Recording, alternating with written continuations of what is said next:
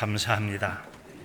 저에게 한 해 동안 감사할 것들을 모아 하나님께 감사드리는 추수감사주를 허락해 주시고 오늘 성도들이 이처럼 모여 이곳에서 예배하여 영광 돌리게 하시니 감사드립니다.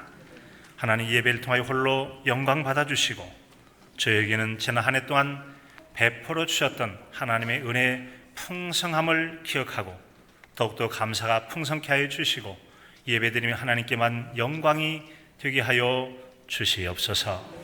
예수 그리스도의 이름으로 기도하옵나이다. 아멘.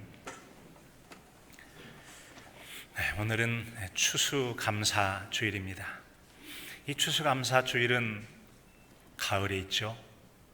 우리같이 농경 생활을 주로 이루어왔던 이 민족 가운데 이 가을이라고 하는 것, 이 추수 때라고 하는 것은 가장 많은 수확량, 곡식을 거두어 드리는 그런 계절이기도 합니다. 그리고 또한 이같이 가을이자 이 추수 감사절 이때는 한 해의 거의 마지막에 가까워오는 때가 되어집니다. 그래서 신앙인 같은 경우에는 바로 이 가을, 이 추수감사절 때 우리 인생의 가을을 생각하는 그런 시간을 갖기도 하죠.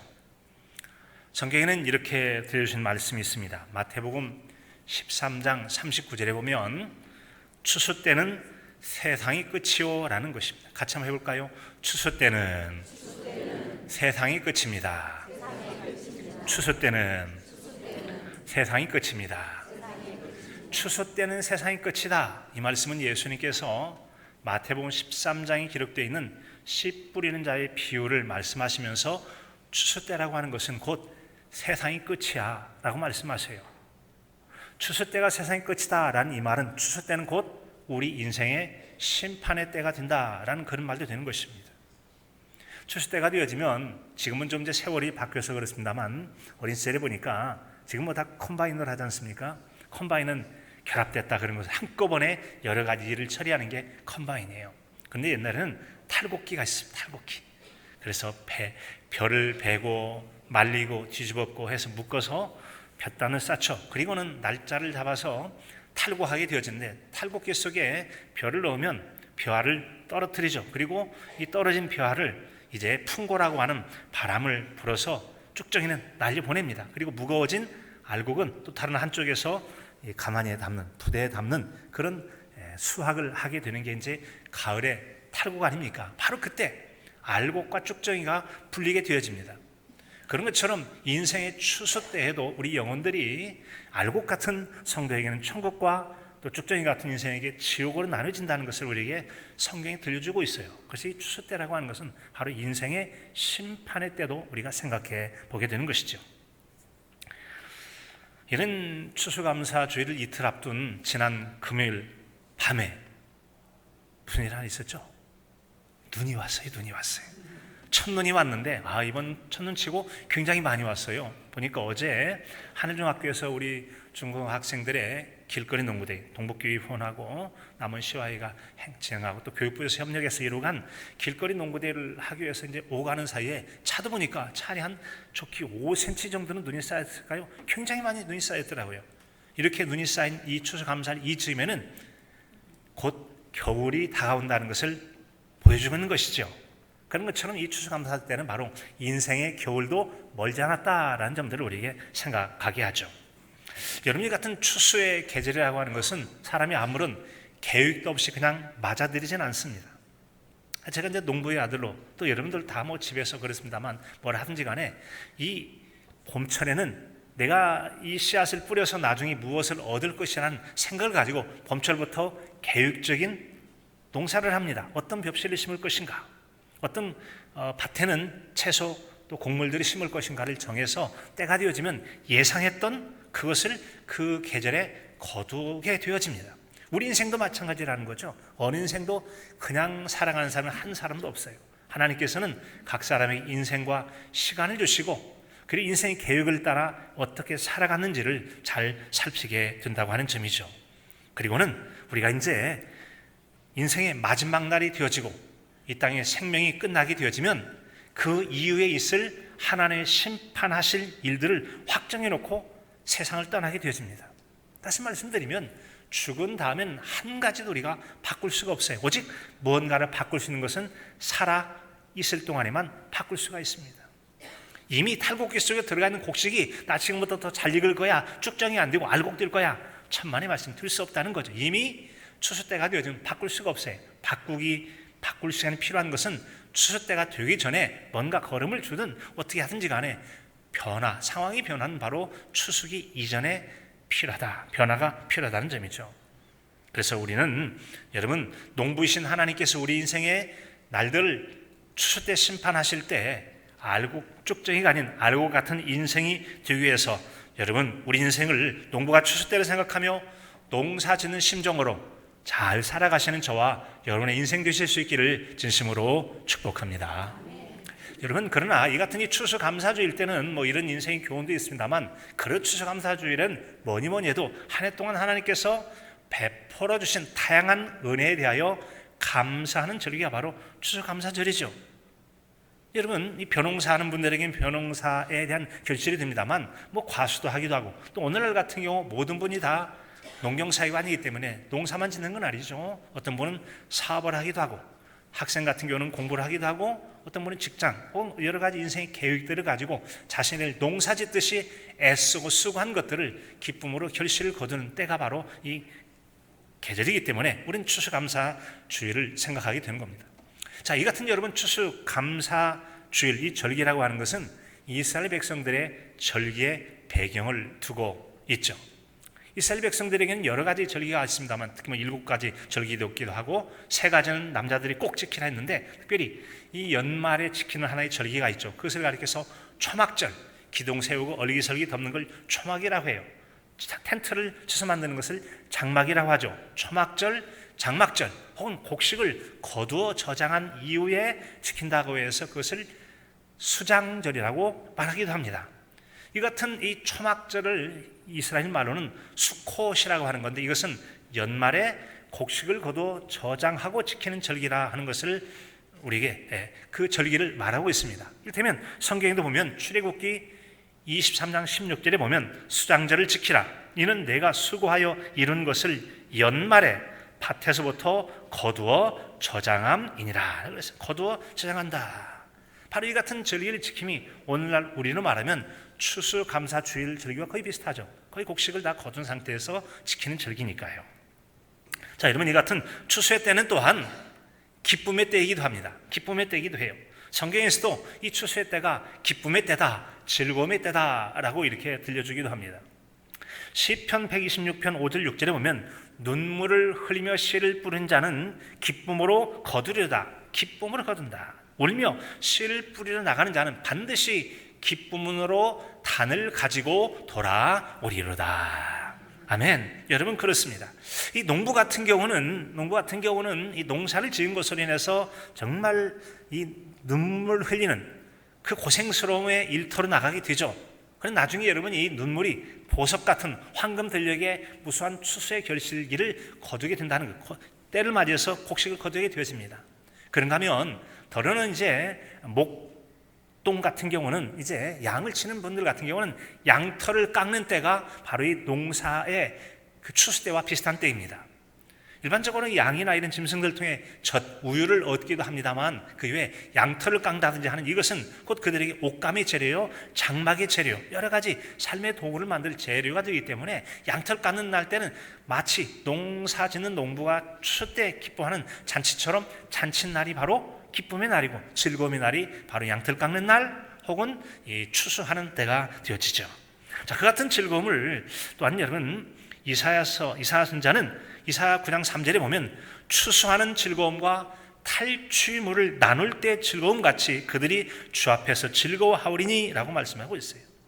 우리 인생의 여러 즐거움을 표현할 때 그 즐거움 중에 한 가지가 바로 우리 성경 이사야 9장 3절에 보면은 사람들이 곡식을 뿌려 정말 고되게 수고한 다음에 거둔 이 추수를 할 때가 참 기쁘지 않더냐라고 하는 기쁨의 날로 말합니다.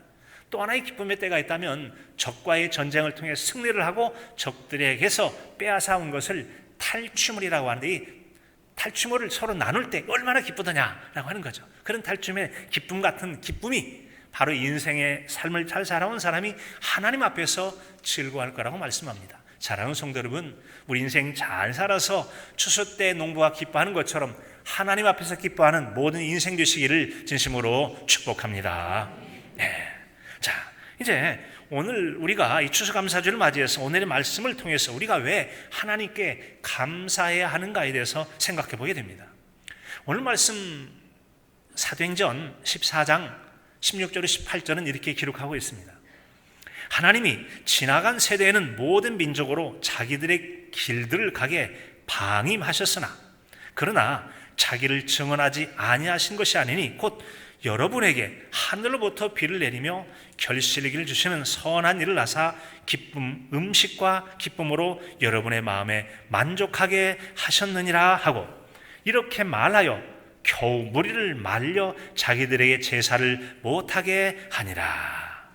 뭔가 감사한다고 하는데 그들을 말려서 자기들에게 제사하지 못하도록 말렸다라고 한 걸로 봐서 뭔가 배경이 있음이 짐작이 되어지죠. 여러분 그렇습니다. 이 사도행전 14장에는 이 바울 사도가 이제 바나바라고 하는 사람과 짝을 이루어서 그의 첫 번째 전도여행 혹은 선교여행을 떠나게 됩니다. 여러 지역을 다니게 되는데 마침내 루스드라라고 하는 한 지역에 이르게 됩니다. 그런데 그가 루스드라에 이르렀을 때 날 때부터 다리에 장애가 있어서 걷지 못한 사람을 만나게 됩니다. 그리고 그를 주목해서 바라보는데 오호라 그 사람 마음속에 보니까 구원을 얻을 만한 믿음이 있는 거예요. 그래서 그에게 외치게 되죠. 일어나 바로 걸어 라고 외쳤더니 그가 뻘떡 일어나더니 막 걷게 되어진 겁니다. 정말로 놀라운 일이 나게 되어진 거예요. 사랑하는 성도 여러분, 신앙생활을 해도 우리가 하나님이 인정할 만한 그가 구원 얻을 만한 믿음이 있음을 사람의 눈에 믿음의 사람이 보기에 보여진 것처럼 하나님의 눈에 보이기에 우리가 믿음이 있을 때 놀라운 하나님의 기적 같은 역사도 일어나게 될 줄로 믿습니다. 그래서 이런 믿음이 참 중요해요. 자, 하여튼 이 날 때부터 걷지 못하는 사람 뻘떡이나 걷게 되니까 그걸 바라보는 사람이 얼마나 놀랐겠어요.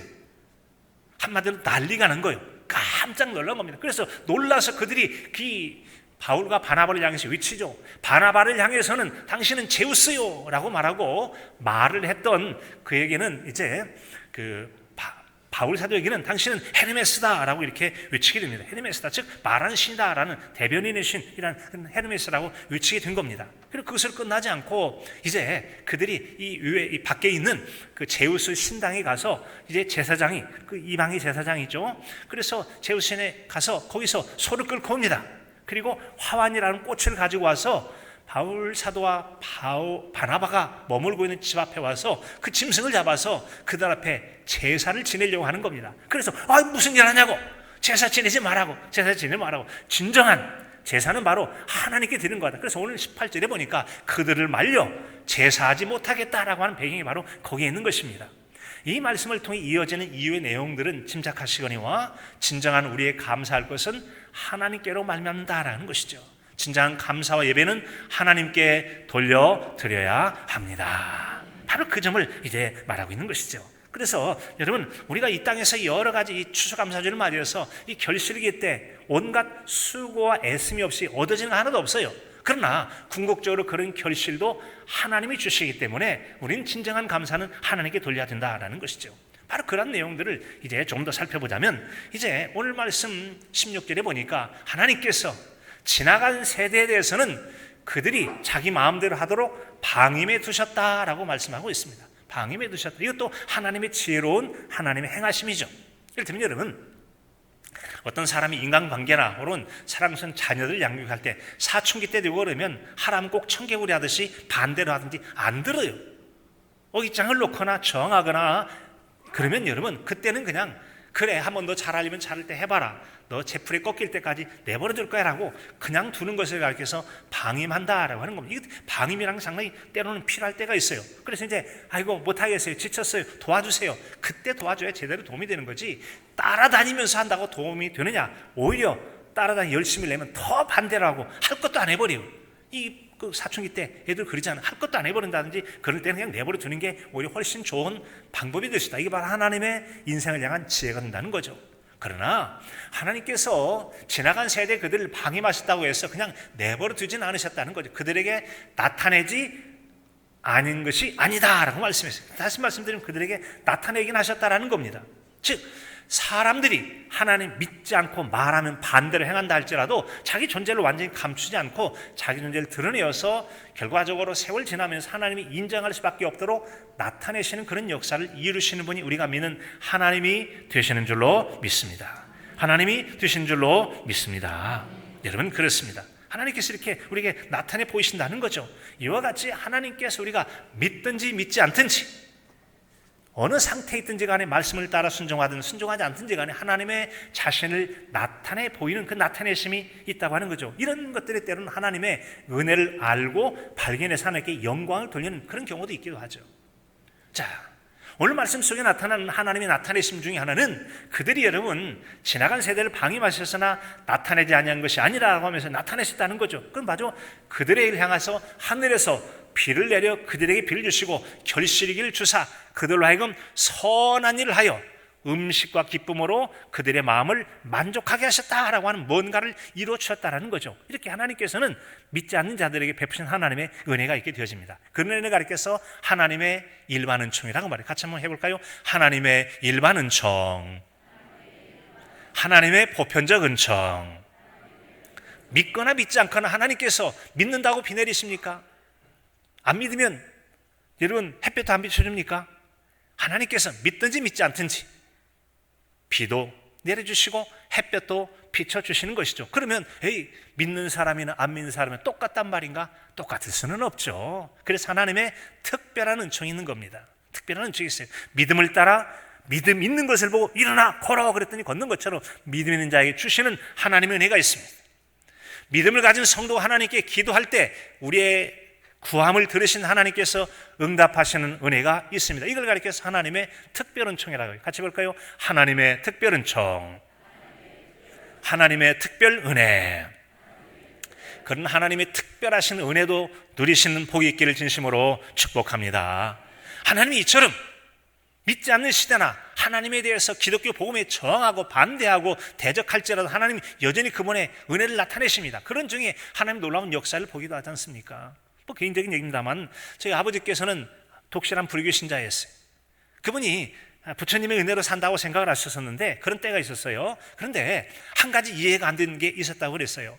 이미 말씀 전해드려서 아시겠습니다만 벼농사를 좀 많이 지었거든요. 벼를 심어놔요. 때가 지나면 마디가 생겨요. 조금 지나면 배가 불룩해서 이삭이 생겼다가 때가 지나면 쑥 하고 이삭이 나오기 시작해요. 그리고 어김없이 햇볕이 있으면요 이삭 가운데는 벼알들이 벽씨들이 쭉 이렇게 있거든요. 이것이 햇빛 있으면 쫙 벌어집니다. 그리고는 이곳에서 수술이 쫙 나와요. 꼭 뱀 혀 갈라지듯이 딱 나와 있어요. 그러다가 비가 오면 딱 닫힙니다. 저녁이 되면 딱 닫혀요. 혹시 보셨나요? 알고 계셨나요? 건성으로 보셨나요? 자세히 한번 나중에 보십시오. 내년에 보십시오. 이러면 이삭이 나온 다음에 이것이 벽씨가 그냥 있는 게 저절로 아닙니다. 벽씨가 우리 벼 껍질 벗겨졌을 때 딱 반쪽으로 마치 조개가 벌어지듯이 쫙 벌어져서 수술이 딱 나와서 수술이 수정되고 난 다음에 닫혀서 비가 들어오면 닫도록 하고 이제 이것이 뜬물도 생기고 벼가 익어가게 되는 거거든요. 그런데 아버지 생각하실 때 도무지 말이야 이것을 볼 때 어쩌면 그 많은 넓은 논들이 기가 막히게 시간에 따라 착착착 이런지 부처님의 은혜를 알긴 하겠는데 이게 부처님이 하시는 것 같지 않다는 거예요. 뭔가 하늘에 어떤 존재가 계셔서 그런 것 같더라. 이것이 바로 하나님의 일반 은총 아니겠습니까? 결과적으로 그 하나님이 인정하고 예수님을 잘 믿는 신앙이 되셨던 아버지 하나님께서는 지나간 세대에 그들을 방임하시는 것처럼 두시는 것 같으나 그때도 자신을 나타내 보이시는 하나님이신 줄로 믿으시기 바랍니다. 그래서 우리에게도 혹은 믿지 않는 사람에게도 여러분 기도해야 될 이유가 있습니다. 하나님은 여러 사건과 자연, 계절, 또 변화 이 신비한 자연의 질서들을 통해서 하나님의 살아계심과 그분의 능력을 사람들에게 나타내 보이신다는 거죠. 그리고 그렇게 베푸신 은혜 가운데는 하늘로부터 비를 내려서 은혜를 베풀어 주지 않습니까? 여러분 그렇다면 이 같은 하나님의 은혜를 베풀어 주신 것 같은데 실제로는 내가 땀 흘려서 농사 짓고 해서 내가 결실 거둔 거 아닌가? 뭐 하나님께만 자꾸 영광 돌리라는데 내가 안 하면 뭐가 되느냐고. 여러분 게으른 사람이 곡식을 얻거나 잘 살 수는 없습니다. 그러나 사람이 열심을 내고 부진을 내서 산다고 또 다 잘 사는 것도 아니죠. 우리 잘 아는 시편 127편에 보면 너희가 일찍 일어나고 늦게 누우며 수고의 떡을 먹음이 헛되도다 라고 그랬어요.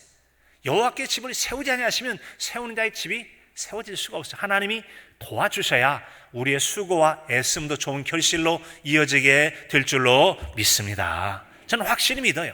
제가 여러분 20년 전에 이 남원에 부임해서, 이 동북기 부임해서 왔지 않습니까? 2003년도와 2004년도 제가 확연하게 기억합니다. 2004년도에는 그때 여러분 이 남원 지역에 비가 오질 않아가지고, 야 진짜 올해 이 날씨도 얼마나 기가 막히게 좋고 비만 좀 많이 왔더라면 풍년 들었을 건데 비가 안 와가지고 문제다. 비가 안 와가지고 문제다. 여러분 비만 많이 오면 다 해결되는 겁니까? 2004년도에 제가 정확히 데비드 해라 기억을 하고 있어요. 2004년도에는 봄부터 추적추적 비가 참 많이 내렸어요. 문제는 곡식이 익어야 될 그때쯤에 이 지리산 지역 주변에 냉해 피해가 있어가지고 말이죠, 곡식이 또 이전같이 충분히 수확하지 못했던 것을 저는 생생히 기억합니다. 뭘 말씀드리려 하는 거죠? 사람이 열심히 노력하면 다 되는 겁니까? 하나님의 은혜가 있어야 될 줄로 믿습니다. 결실의 기쁨이라고 하는 것, 때로는 비가 오지 않아서, 때는 비가 오긴 하지만 냉해 피해로, 또 어떤 때는 바람을 불어서 흔들어 버리면 그냥 익을 뻔했던 곡식들이 떨어지거나 쓰러지거나, 그래서 수확량이 형편없이 되는 걸로 봐서 우리가 여러분 애쓰고 수고하는 건 반드시 필요하긴 하지만 우리의 누림이라고 하는 것, 결실의 기쁨, 추수 때 기쁨이라고 하는 것은 하나님께서 허락해 주실 때 넉넉하게 누릴 줄로 알고, 여러분들의 애씀과 수고도 인정합니다만, 그러나 우리의 결실이라고 하는 것이, 또 우리의 사업이라고 하는 것이, 우리 자녀들의 장래라고 하는 것이, 내가 하는 일들이라고 하는 것이 하나님의 은혜로 진정한 풍성함의 은혜에 이를 수 있을 줄로 알고, 추수의 때 다시 한번 하나님 베푸시는 데에 감사하는 저와 여러분의 신앙이 삶이 되실 수 있기를 바랍니다. 그래서 감사해야 돼요. 자, 여러분, 그렇게 우리가 돌아볼 때 하나님께만 감사해야 된다. 그러므로 아까 제사는 사람에게 드는 것이 아니고, 사람이 눈에 보이게 뭔가 한 것은 맞지만 수고를 부인하지는 않지만 궁극적 좋은 결실은 하나님께서 우리가 아니라 이 사람의 낮고 걷지 못하는 것을 걷게 한 것도 하나님이 이루어주신 거야. 그러니까 하나님께 제사하고 하나님께 예배하라 라고 하는 것이 오늘 말씀의 내용 아니겠습니까? 자, 그러고 보아서 우리가 지난 한 해를 바라볼 때 우리에게는 여러분 얼마나 감사한 일들이 참으로 많이 있습니까? 참으로 진짜 감사할 일들이 많이 있어요. 제가 여러분 어느덧 이 남원에 부임해서 20년이 지났어요. 10년이면 강산이 변한다는 2번이 지났는데 이것이 왜 감사할 일입니까? 잠언서 16장 9절에 보면 이렇게 말씀이 기록하고 있습니다. 사람이 마음으로 자기의 길을 계획할지라도 그의 걸음을 인도하신 이는 여호와이시니라. 인생의 인도자가 하나님이시라는 겁니다. 내가 여기에 머물겠다고 해서 머물러지는 게 아니죠. 떠나고 싶다 해서 떠나는 게 아니고, 누가 밀어낸다고 가는 것도 아니고, 여러분 우리의 인생이랑 오늘 내가 이곳에 이렇게 머물러 있는 것은 전적으로 하나님의 섭리하심과 계획하심에 따라 여기에 발길을 인도하셨기에 오늘 제가 이곳에 있고 여러분이 여러분의 자리에 있는 줄 믿고 하나님께 감사하실 수 있기를 바랍니다. 이 표현은 달리 말씀드리면 지난 20년의 세월이라고 하는 것은 내 인생과 뜻대로 된 것이 아니라 하나님의 은혜 가운데 인도를 받았기 때문에 지난 세월에 대해서 나와 동행하시고 나를 인도하셨던 하나님께 대하여 감사드린다라고 하는 거 아니겠습니까? 감사드리는 거예요. 우리는 지난해 70주년 기념, 동북교회 70주년을 맞이해서 70주년 기념 행사를 여러 가지 참 많이 했었죠. 여러 가지 행사들 중에는 우리가 50년대에 불렀던 처음 노래인 교회학교 교가도 복원을 하고 70주년 기념의 찬양도 만들어서 함께 사랑하는 자여 나 주님께 찬양도 부르고 있지 않습니까? 그런가 하면 우리가 70주년 기념을 맞이해서 우리가 해외에 한번 또 건축을 하십시다 해서 70주년 기념 교회를 작년도에 기공 예배를 드리고 공사가 좀 늦어져서 금년도 여러분 2월 달에 바탄방 신학교, 캄보디아 바탄방 신학교의 구원의 우물교회를 개척했지 않습니까? 어느덧 우리가 4번째예요. 필리핀 하나가 있고 이제 캄보디아의 3번째로 건축해서 우리가 3번째 교회를 건축할 수 있어요. 사랑하는 성도 여러분, 우리가 할 수 있을 때 이렇게 하고 구원의 역사를 위하여 선한 일을 행하는 것이 하나님께 영광이 되고 우리와 후대에 큰 복이 될 줄로 믿습니다. 참으로 복된 일이라는 거죠. 자, 그렇게 해외에서 선교지에 교회를 건축하고 돌아오면서 그 전쯤에 미리 준비를 했습니다만, 우리가 해외에는 선교지에 여러분 교회도 건축하고 해외 선교를 한다면서 우리가 가만히 앉을 수 있느냐? 그럴 수는 없지. 그래서 우리가 지난해로부터 훈련해 왔던 것처럼 터치전도회를 하자라고 해서 터치전도 1차를 했지 않습니까? 그리고 얼마 전에 끝난 것처럼 2차 터치전도까지 해가면서 금년에 100명의 성도들을 새롭게 이 교회에 세가족으로 우리가 영접할 수가 있게 되었습니다. 사실 여러분 제가 처음 부임했을 때는 동북교회에 오니까 200 몇십 명 정도 이 전도가 됐기 때문에 그때만 해도 교인 수가 늘어날 수 있는 상황이 됐어요. 아이를 많이 낳으면 인구가 느는 것처럼 많은 전도를 하게 되면 더러는 이사 가기도 하고 더러는 별세자가 있고 또 그런다 할지라도 교인 수가 늘은 때가 있었습니다. 그런데 세월이 지나면 점점 150명대로 떨어져, 나중에 100명대로 떨어져, 나중에는 100명 이하로 떨어져. 그리고 코로나 이전에 점점 줄어서 100명 이하로 떨어지고 코로나 때는 여러분 50명 전후까지 줄어들었어요. 작은 교회는 굉장하지만 우리 교회는 그 정도 가지고 현상 유지가 되지 않습니다. 1년에 별세자가 얼마나 많은데요. 이사 가는 분들 얼마나 많은데요. 또 여러분 세가족으로 오셔도 중간에 또 신앙 낙오자도 있기도 하잖아요. 그래서 일정한 숫자가 유지가 돼야만 교회가 유지가 되는데 여러분 그동안 코로나 때에 침체됐던 것이 조금은 부대꼈을 겁니다. 전도하십시오, 써내세요. 그리고 아침마다 특별 새벽 기도할 때마다 여러분 특송을 한다 얼마나 좀 부대꼈어요. 힘드셨지만 농부가에서 수고한 대로 땀 흘려 수고한 사람이 황금 들녘에 땀방울이 보석처럼 결실하듯 좋은 결실도 거두게 될 줄로 믿습니다. 그런 것처럼 여러분 금년 안에 100명이라는 성도를 전도했다는 게 얼마나 기쁘고도 아름다운 일입니까? 농부가 결실에 거두는 것처럼 사람 일을 성취한 것처럼 영혼의 추수를 또한 하나님이 크게 기뻐하실 줄로 믿습니다. 얼마나 기뻐하시겠습니까? 그런가 하면 여러분 이렇게 우리가 예배당 안에 십자가도 설치해서 십자가 신앙을 심어간 것도 말할 수 없는 큰 기쁨이기도 하죠. 여러 기뻐할 일들이 얼마나 많이 있는지 말이죠.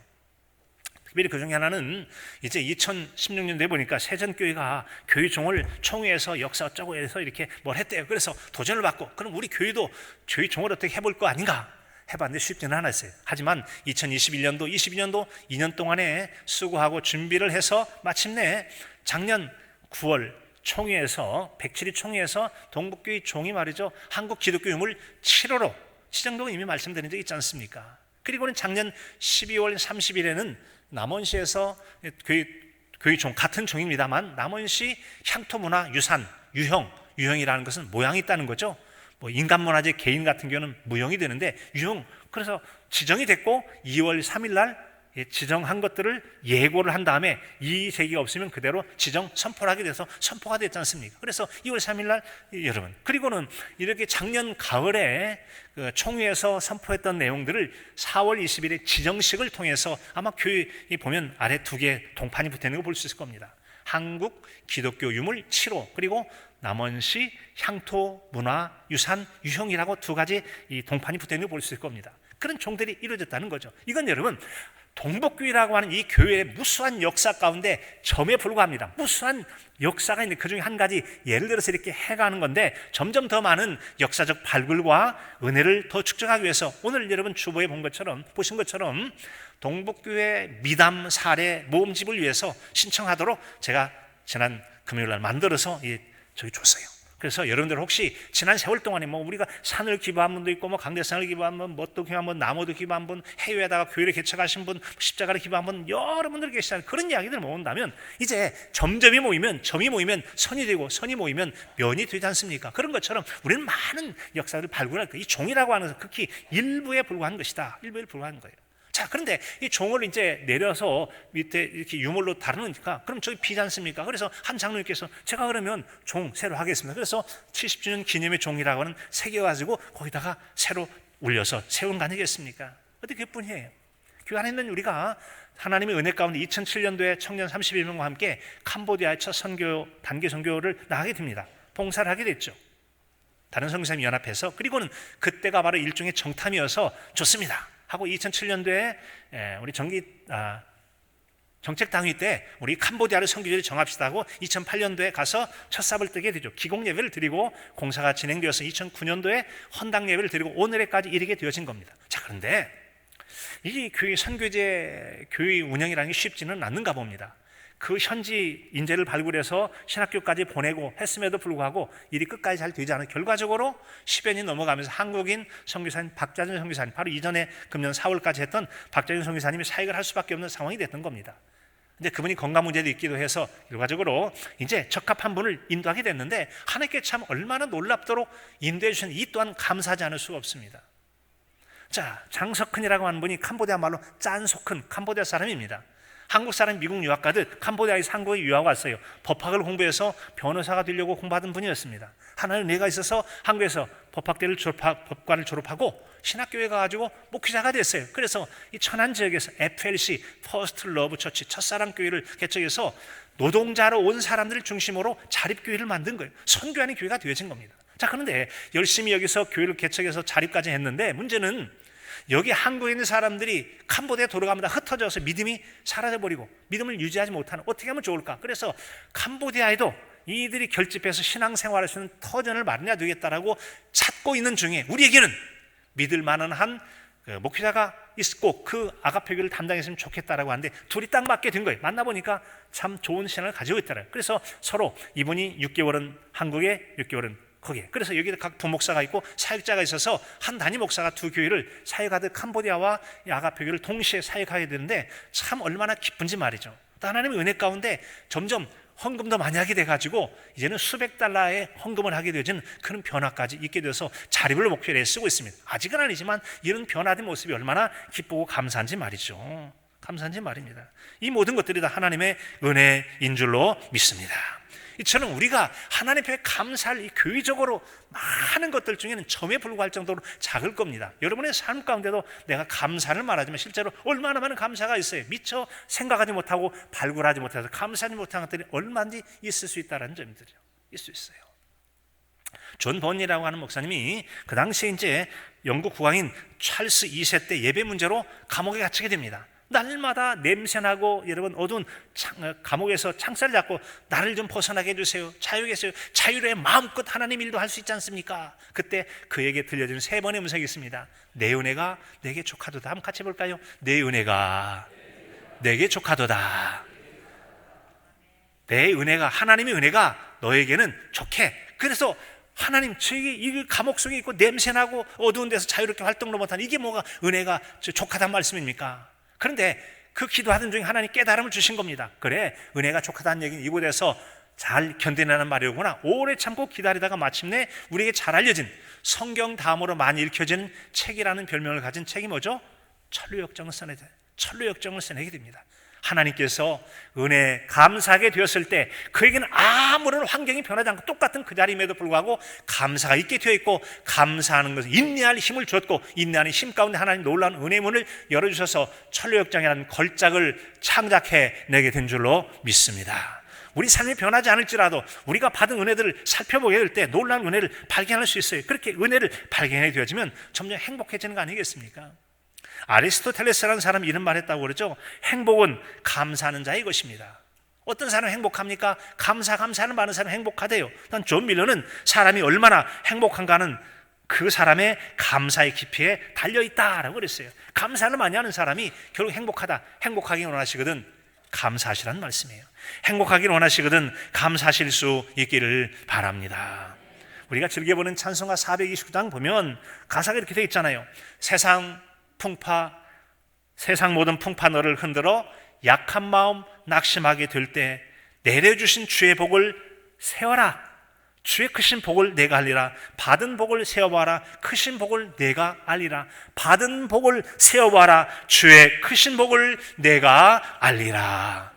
가만히 앉아있어서는 하나님의 복을 알지 못한다는 거죠. 이것도 하나님이 주신 거네, 저것도 하나님이 주신 거네. 감사의 글을 쓰듯이 감사를 되새보다 감사 아닌 것이 없어요. 우리 주민이 온통 감사가 넘치, 불평과 원망거리는 작은 것이요 얼마나 넘쳐나는 감사가 많은지, 감사를 세워봄을 통해 감사의 은혜가 더 넘쳐나는 은혜가 있기를 진심으로 축복합니다. 하나님 시편 50편 23절의 말씀을 통해서 감사로 제사를 드리는 자가 하나님을 영화롭게 한다고 그랬습니다. 어떤 사람이 하나님을 기쁘시게 하느냐? 감사 예배 드릴 때 하나님을 기쁘시게 하고, 하나님을 기쁘시게 할 때 우리도 기쁘고 행복한 삶을 누리는 거 아니겠습니까? 이어지는 말씀에 보면은 그 행위를 옳게 하는 자에게 내가 하나님의 구원을 보이리라. 하나님의 구원을 보이리라. 하나님께서 우리 삶에 변화를 주신다는 거죠. 원망과 불평하던 삶이 기쁨과 감사가 넘치게 되어 있고, 장애가 있고 문제가 있던 것이 문제가 해결되어지고, 아픔이 치유가 되고 회복이 되어지고, 막혔던 문제가 성취되어지는 놀라운 구원의 역사가 일어나게 될 줄로 믿습니다. 올 한 해도 우리가 알든지 모르든지 간에 지난 세월 동안에 베푸셨던 은혜를 기억하고 세워보며 감사를 통해 감사로 예배하여 하나님께 영광을 돌리시고, 여러분의 기쁨도 행복도 넘쳐나시고 하나님의 구원을 보는 것처럼 형통케 되어지는 놀라운 은혜를 누린 복된 저 여러분의 이 감사의 계절이 될 수 있기를 간절함으로 축복합니다.